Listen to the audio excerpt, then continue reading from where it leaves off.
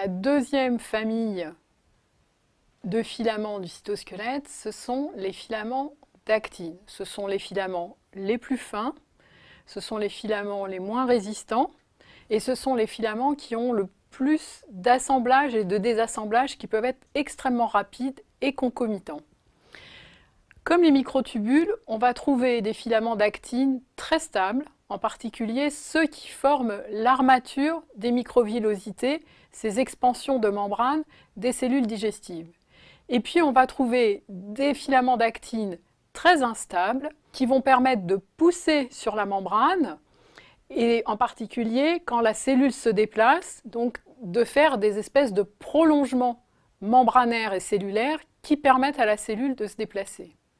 Donc ces filaments d'actine très instables, on va les trouver en particulier en sous-membranaire et donc ils vont permettre des mouvements de membrane, soit pour que la cellule se déplace, soit simplement quand il y a quelque chose à l'extérieur de la cellule que la cellule veut englober et faire pénétrer à l'intérieur de la cellule, eh bien, les filaments d'actine vont permettre d'expandre la membrane autour de ce quelque chose, de l'entourer pour former une vésicule et pour permettre à cette vésicule de rentrer dans la cellule, c'est ce qu'on appelle l'endocytose.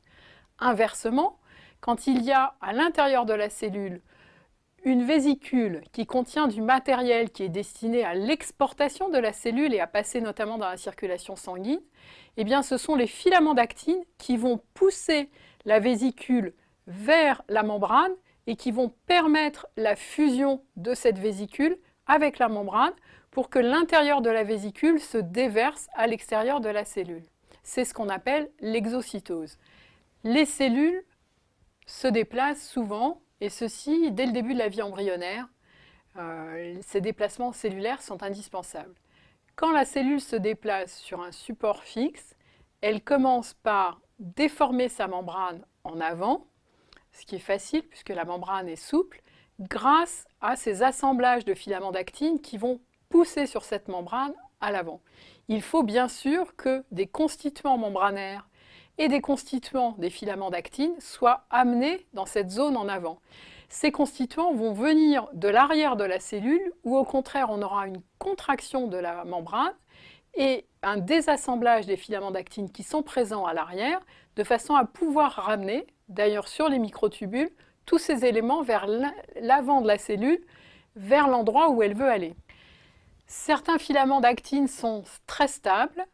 On en trouve notamment sur la face interne de la membrane plasmique et en particulier la face interne de la membrane plasmique des globules rouges. Elle est en relation avec la membrane du globule rouge par l'intermédiaire de protéines associées. Et ce sont les filaments d'actine stables, organisés en réseau, qui forment l'armature des microvillosités dans les cellules du tube digestif. Certaines bactéries qui sont capables de pénétrer à l'intérieur des cellules, comme par exemple les bactéries responsables de la listériose, qui est une maladie infectieuse particulièrement grave chez la femme enceinte, chez le nouveau-né et chez les personnes âgées. Ces bactéries vont pénétrer à l'intérieur de la cellule et ensuite elles vont mobiliser les molécules d'actine et les filaments d'actine qui sont présents à leur propre profit pour se déplacer à l'intérieur de la cellule. L'assemblage des filaments d'actine provoqué par la présence de ces bactéries va permettre de propulser en avant les bactéries à l'intérieur de la cellule et en particulier éventuellement de ressortir de la cellule pour pouvoir aller infecter une autre cellule.